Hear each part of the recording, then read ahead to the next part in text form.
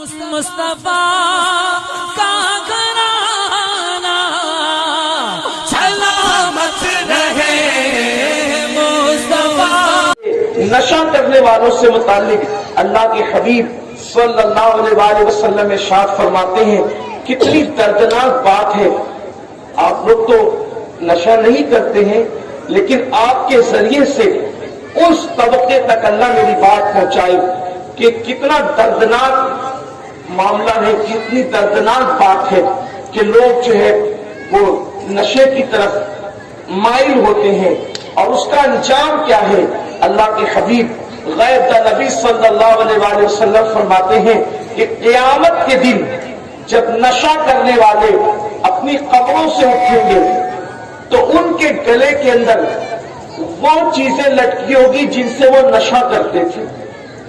یوں سمجھ لے جیسے اگر وہ شراب سے نشہ کرتے تھے تو شراب کی بوتل ان کے گلے میں لٹکی ہوگی، اور جس چیز سے وہ شراب پیتے تھے، جیسے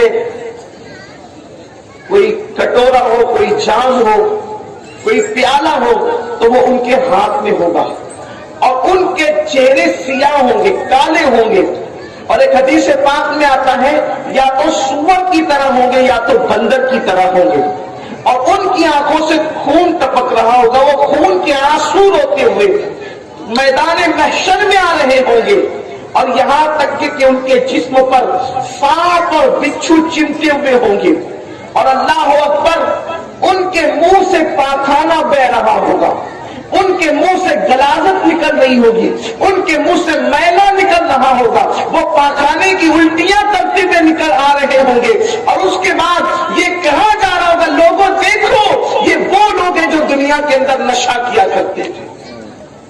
آج ہمارے نوجوان نشے کو فیشن سمجھ کر اس کی طرف بڑھ رہے ہیں۔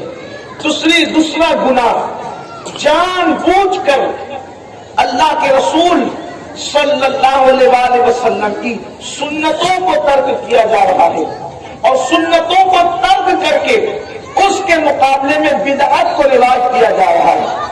بدعتیں ہمارے سماج کے اندر ہر دن جنم لے رہی ہے۔ بدعت کیا ہے، بدعت کسے کہتے ہیں، اس پر بہت باتیں کی جاتی ہے، لیکن ایک جملہ اگر علماء ہمارے یہاں موجود ہے تو میں اپنی اصلاح کے طور پر ان کو بتانا چاہتا ہوں، اگر وہ مجھ سے غلطی ہوگی تو میری اصلاح کریں گے۔ بدعت کی مختصر اور جامع تعریف یہ ہے کہ حضور اکرم صلی اللہ علیہ وسلم کی کسی سنت کو ختم کرنے کے لیے، کسی سنت کو مٹانے کے لیے کوئی نیا کام سنت کے مقابلے میں ایجاد کیا جائے، اس کو کہتے ہیں بدعت۔ سنت کو ختم کرنے کے لیے سنت کے مقابلے میں کوئی نیا کام ایجاد ہو، اس کو بدعت کہیں گے۔ ہر نیا کام بدعت نہیں ہوتا، جیسے سنت عقیدہ جو رکھنا سنت ہے، اس کو مٹا کر کوئی نیا عقیدہ ایجاد کیا جائے، یہ بدعت ہے۔ کوئی کام سنت ہے، اس کو ختم کر کے کوئی نیا کام شروع کیا جائے، اس کو بدعت کہیں گے، اور ہر وہ بدعت انسان کو جو وہ جہنم کے اندر لے جائے گی۔ یہ مختصر اور جامع تعریف بدعت کی ہے کہ سنت کے مقابلے میں کوئی نیا کام شروع کرنا، اس کو بدعت کہتے ہیں۔ یہ گمراہی ہے، اور یہ گمراہی جہنم میں لے جانے والی ہے۔ اب آپ دیکھیں کتنی بدعات اور خرافات ایجاد ہو رہی ہے۔ مثال کے طور پر داڑھی رکھنا یہ سنت ہے، تباکر کے ساتھ یہ بات ثابت ہے کہ یہ سنت ہے۔ داڑھی مڈانا یہ بدعت ہے۔ افسوس کی بات یہ ہے لوگ میلاد کو بدعت کہہ کے اس کا رد تو کرتے ہیں، لیکن لوگ داڑھی مڈانے کو بدعت کہہ کے اس کا رد کیوں نہیں کرتے؟